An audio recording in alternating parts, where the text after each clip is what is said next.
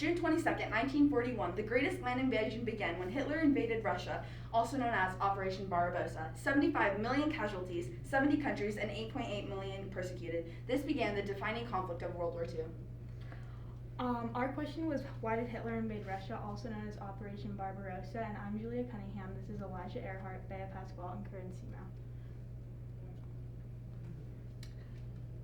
Our question was, why did Hitler invade Russia? Our context. First, we see Mein Kampf was a book written by Hitler in 1925. This book talked about his traumatic childhood, ideas of racism, ideas of his war, and the things he wanted to do when going to war. Hitler once said, "He who would live must fight. He who doesn't wish to live fight in this world has not right to exist." Shortly before World War II, Stalin made the Molotov and Ribbentrop Pact. This was a pact that was signed saying no aggression for 10 years between Germany and Russia. This confused many allies, and they can see after when World War II started in August of 1931, when Hitler invaded Poland from the west. Hitler needed an ally during this war and someone to back him up. Unfortunately, his plan didn't work out, causing an all-out war and causing the deaths of 75 million and bringing all Axis powers in. Allies were made such as France and Britain as they joined the war 2 days later. And this leads us to our resolution. So our group resolution was that while it is undisputed that Hitler planned to invade Russia due to economic and racial reasons, his rash decision was ultimately a result of his psychological state of mind and Russian provocation. Our areas of investigation were a psychological lens, ideological lens, economic lens, and military and political lens. Thank you, Elijah.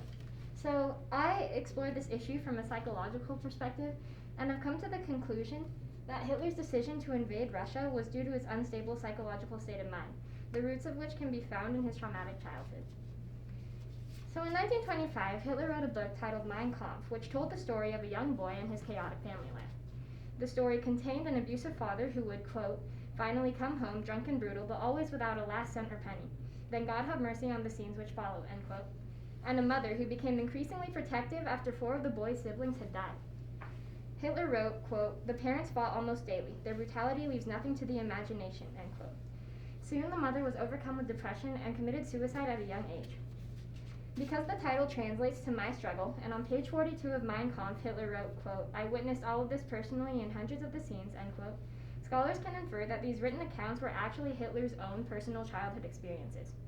Researchers such as Dr. Walter C. Lehner, Donald R. Farrell, Betty Glad, and senior members of the RAND Corporation have used this evidence to come to the conclusion that Hitler's childhood led him to develop an overconfident and corrupt personality, as well as a paranoid and destructive core identity, which will become the main contributors to the events and decisions explored in the following lenses.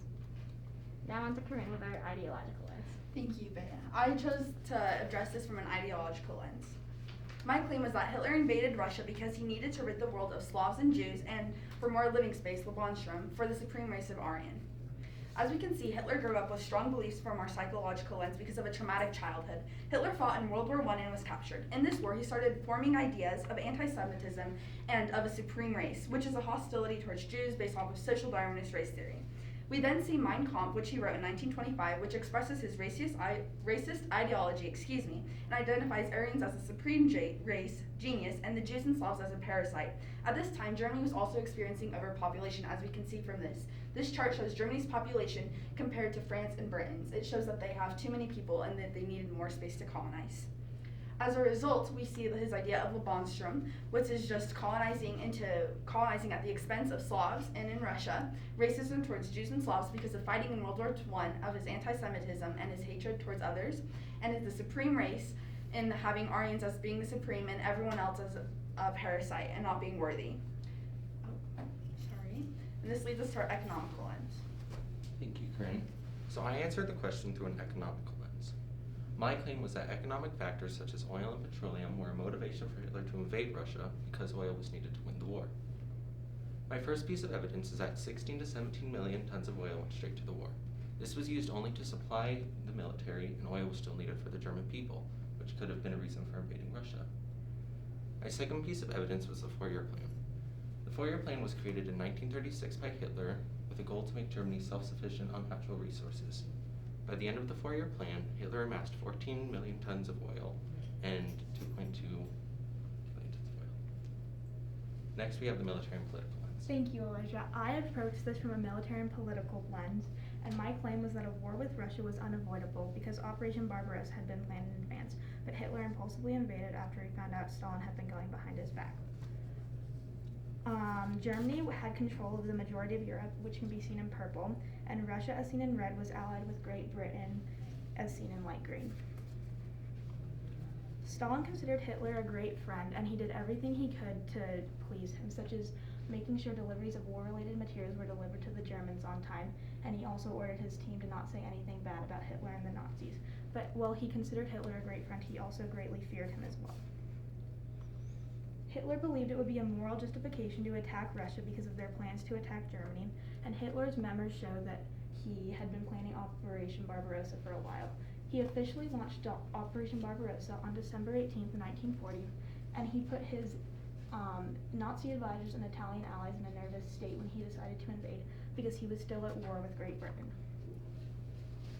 So coming back to the psychological lens, we can see that each of the events explored in the previous lenses can be attributed back to a psychological standpoint.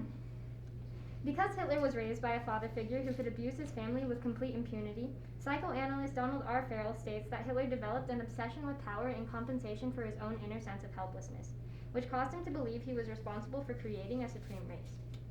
Without a proper parent figure, Dr. Walter C. Langer and his scholastic colleagues concluded that Hitler was left with imaginative expectations of those he surrounded himself with, and when Hitler's colleagues didn't meet those expectations, he disregarded their advice and relied on himself to make decisions, which can be seen in his decision to invade Russia after his foreign allies and colleagues warned him against it.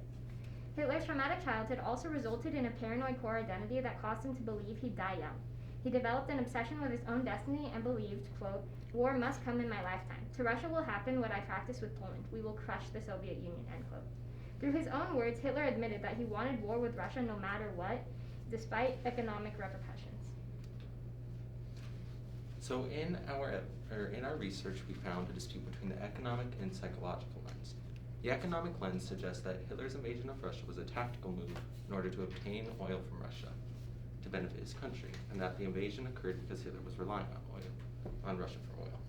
However, our group decided that psychological factors outweighed economic motives because Russia was not the only source of wealth available to Germany. Historian John Lukács states that German troops could have further expanded their territory all the way to India had they not decided to invade Russia.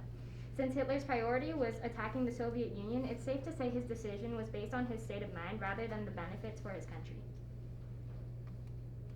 Coming back to our resolution, as a group we all agreed that Hitler was going to invade Russia because of economic and racial ideas. However, in the end, his decision was ultimately made because of his psychological state of mind and Russian provocation. So although our group came to that conclusion, there were still limitations to the research we conducted for this issue. First of all, the decision to invade Russia was ultimately made by Hitler and himself alone, which meant no amount of psychoanalysis can guarantee exactly what was going through his mind when he made the decision. The battle also happened during a world war, which meant casualties were inevitable and people were going to die no matter what. However, we should still care about this issue because many historians believe this decision may have cost Germany their victory in World War II.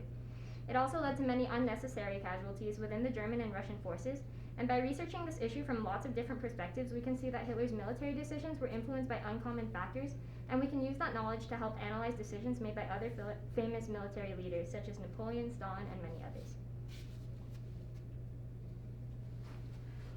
Our research and evidence fits together because Hitler invaded Russia for many reasons, such as wanting to rid the world of Slavs and Jews, as seen in the racial and psychological lenses, and to supply his war with oil, such as seen in the economic and military lenses. Hitler's traumatic childhood made him more subject to impulsive political and military decisions, which is why he invaded Russia in June 1941. Thank you. Thank you. Excellent, guys. Let me give you some questions here just to follow up on your research. And so let me start off with Bea. So Bea, could you give one specific way your thinking changed as a result of learning about Julia's findings?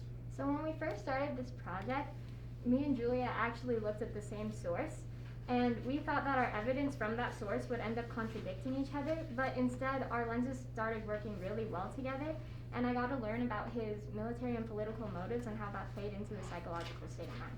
Good, all right. And then we're over there, how about Elijah? Reflecting on your colleagues' work, which one had the greatest impact on your overall understanding of this problem of who invaded or what led to begin Operation Barbarossa? So going into this project, I did not know much about Operation Barbarossa.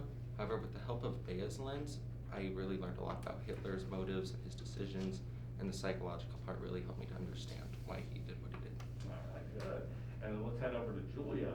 And Julia, in what way did you improve your ability to work with a group as a result of this project? So due to the pandemic, there were times when we were online, so me and Corinne had to go online at 2 different times, and so we really had to work on good communication through social media and FaceTime and text, as well as good time management. Excellent. All right, and then lastly for Corinne, now that you finished this project, what, if anything, do you consider to be a gap in your team's research that if you addressed it, would make you feel more confident in your conclusion? Something I feel like that could be addressed that was a gap in our research is that we only saw our question from a German standpoint and point of view instead of a Russian standpoint and point of view. And I feel if we were to look more into detail on how Stalin and Russia and others saw the war, that it would be very different than what we came with.